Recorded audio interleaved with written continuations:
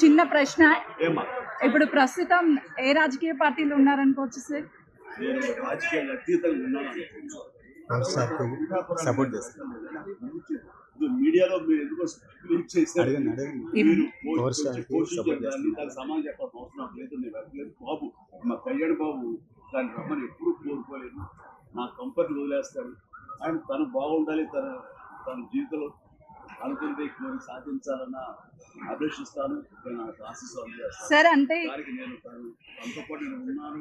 ఎమ్మెల్యేకి మన ఒక వీడియో బయట ఇచ్చాను. ఖచ్చితంగా మా తమ్ముడు యొక్క అభివృద్ధిని, మా తమ్ముడు రాజకీయ ఎదగడానికి ఎప్పుడు మా కుటుంబ సభ్యులను మనస్ఫూర్తిగా మనసావా చెప్పు. సార్ కాంగ్రెస్ లో ఉన్నారు కదా సార్ ప్రెసెంట్ మీరు?